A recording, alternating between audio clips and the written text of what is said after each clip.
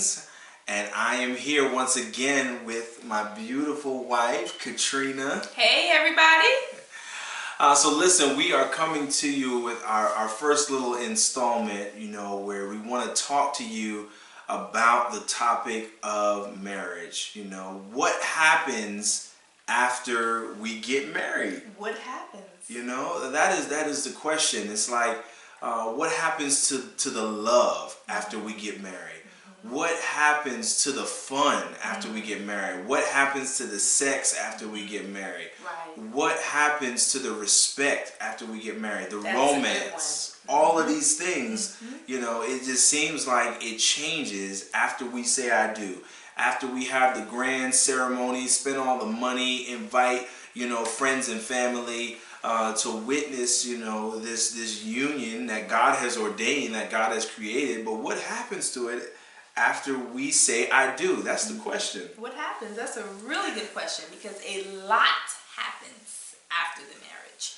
But today we're just going to give you a little motivation to get your love back into your marriage. That's right. I don't believe that anybody gets married, with the intentions of getting a divorce. Right. When we get married, divorce is not even an option. Nope. Every couple that walks down that aisle, they believe, I know divorce happens, and I know that people, fall out of love, but not us, baby. But not us. Oh, no. Not us, because we just love each other like that. You know what I'm saying? Right. And, I found my soulmate. I found the one. And it is amazing how people that literally feel like that, they believe that. And it's not just, a figment of their imagination. It's real. They feel it in their heart. Yeah. 2, 3, 4, 5 years later, cannot stand each other's guts. Right. It's amazing. So something happens, something transpires or can transpire after we make that commitment, to get married. Right. First of all, from a spiritual standpoint, we know that God has ordained marriage. Yes. We know that God sanctioned marriage, even from when he created the first man and the first woman, Yes. Adam and Eve. He said that the two would come together and be joined as one flesh. For this reason, a man would leave his father and his mother. And so God ordained marriage. So right then and there, we already know that the enemy fights, Satan fights marriages on a whole nother level. I mean, we've seen people that could be dating for 5 years plus, right? And they seem fine, but when you say I do, it's like a whole nother level of attack comes, at that moment. Well, it's because, people don't realize, but you've made a covenant with God. Right. You see? And the enemy hates covenants. Yes. Okay? He hates a covenant that we make with God. He will come against it with everything in him. He will throw everything at your marriage. Everything possible. Things you never even saw when you were dating. Wow. Okay? Even though you were dating 5 years, you never saw this. Because you were blinded at the time from it, or it never even was there. Never presented itself. Yeah. So that's what we want to talk to you all a little bit about today, is that what happens to the love after marriage. Where does it go? Does it just disappear? Right. Does it just fade away? Does it vanish? How does it happen? One of the things I believe that is important when you think about that question to help somebody out is that sometimes what we have based our relationship on, the foundation that we have built our relationship on, is not really built on something that is built to last. No. And that is God, and that is the love of God, or love in general. I think, when I think about us and the marriage that we have, which I'm so grateful for and so thankful for, I know that one of the reasons why, we are able to have a successful marriage and be happy is because our foundation is God. Yes. Yes. Many people, they build their foundation on money. Yeah. If the person had money when they got with them or whatever, they build their foundation on the sex. Right. Because they engaged in sex before marriage. They build their foundation. Maybe they even had children, and they get married for the sake of the children. Right. And some people base it on looks because of the way the person looks when they got together. But all those things are not a sturdy foundation. You know, those things are not a sturdy foundation. You're not to build a marriage. A marriage is a lifelong commitment and covenant with God. You're not to build a marriage on those type of things. Those type of things. You know, I think of some other things. You know, infatuation. Oh, that's a big one. You know, many people when your relationship is new, you know, you're in that dating phase, that courting phase, or even leading up to the point where you're engaged. Right. There's still a level of infatuation that you have, you know, with that person. You feel all of these wonderful feelings. You just can't imagine being apart from that person. Right. But infatuation is not the same as love, you know. It's not. You know, love is something that is willing to sacrifice. Love is something that is willing to go beyond, you know, even when the other person is not necessarily even able to reciprocate that or make you feel some kind of way. Right. You know, and so infatuation sometimes we think we're in love, but really we're just in infatuation. Right. That is so true. That is so true. I think another one is that sometimes people get married because, you know, the fear of being alone. Right. Not wanting to be alone. That biological clock is ticking. You know, you're getting up there, you're in your late 20s or now in your 30s, and you're like, you found someone, they're kind of into you, and you know, we might as well do it because I don't know if I'm going to have another opportunity again or find somebody again to get married to, and so I don't want to be alone.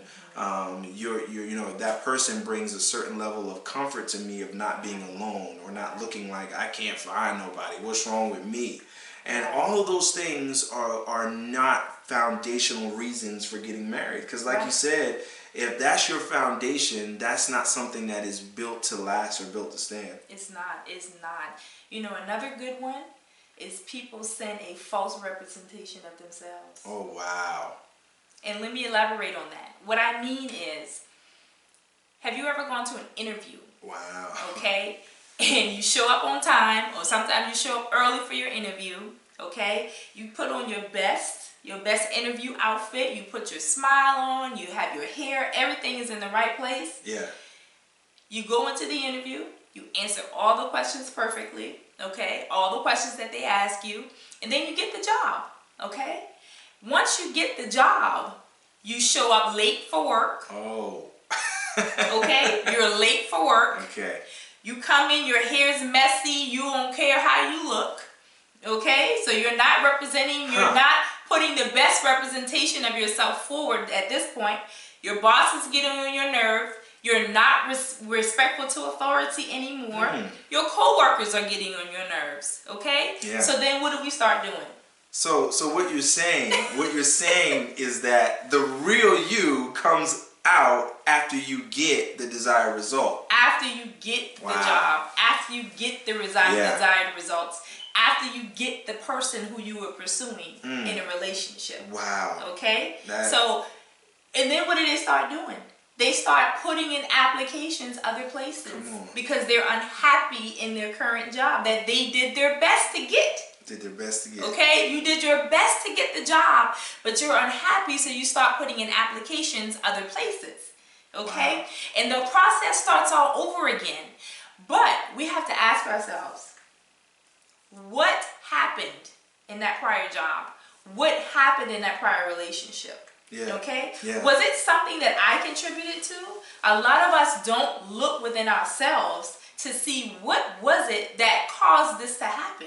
Right. But if we really dig deep and we look at the common denominator, because 9 times out of 10, the same thing is going to happen on this new job. On the next the job. same thing is going to happen with this new person that you're now in a relationship with. Yeah. If you did not change yourself in your old habits and your old ways that were toxic. Wow. That's so good. That is so good, because we really do send our representative, you know, a lot of times at the beginning and initial stages of our relationships.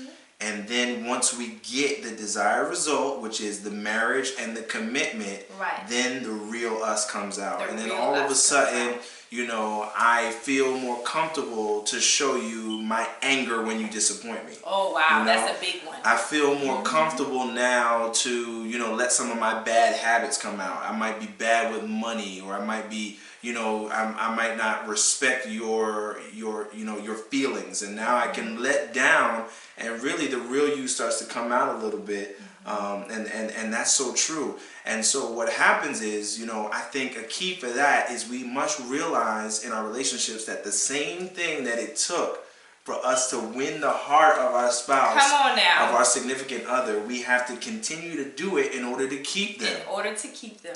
You know, I got this pretty young little thing sitting by me, and I understand, y'all, that I got to do the same thing to keep that smile on her face that I did when I was dating her. You know, you can't switch up. You can't switch up, you know. And I think many people forget that. The same thing that it took for you to win that person is the thing that you have to maintain. That's right. In order to keep them. That's right. That's right. That's really, really good. That's really good. Yeah. So we hope that this marriage motivation encourages you to look within yourself. If your marriage has lost the love, it is not too late. It is not too late for your marriage to get the love back. There's some things, there's some tools that you're going to need that we have discovered in times of counseling and educating other couples. But it is not too late. It's not too late. I got one more. Okay. I got one more. Let's go. You know, I think another big one of what happens to the love after we get married is that we don't know how to, I would say, heal or how to recover after the letdowns. Right. You know what I'm saying? Because, you know, like we said earlier, you go into the marriage with just all of these expectations. Right. Expectations that are so high, that are so, you know, my spouse loves me. They will never say anything to me that's going to hurt my feelings. Wow. My spouse loves me. They are never going to do something that will disappoint me because we love each other so much. But let me tell you something. That is a false reality. It's a false reality. You know, we are human beings. We are flawed. We are going to hurt one another. Right. And so what comes into play is that when the letdown happens, when you do say something that's a little bit harsh, and I didn't like your tone and the way you made me feel, you know, I don't know how to rebound to that. And then after a while, you know, I put a wall up. Right. We can't forgive each other. Right. There's a break in our intimacy. You know, you're not feeling the love anymore. You're not feeling it anymore. What I once felt for that person, I'm not feeling it. And then next thing you know, you're scratching your head like, well, you know, do I still love this person, or what happened? And I think that's one of another big ones is that we don't know how to rebound from the hurts and the disappointments and the expectations that don't get met. Right. That is very true. What you got to say about that? Very true. Well, you know, that happens a lot in marriages. It really does. It happens a lot in marriages. Our expectations are up here, and you know, we build up walls. You know, we put walls up because our expectations weren't met, or because, you know, we did get hurt, you know, by words or by an action or something like that. But I still say that you could still recover from that. You can rebound from that. Yes.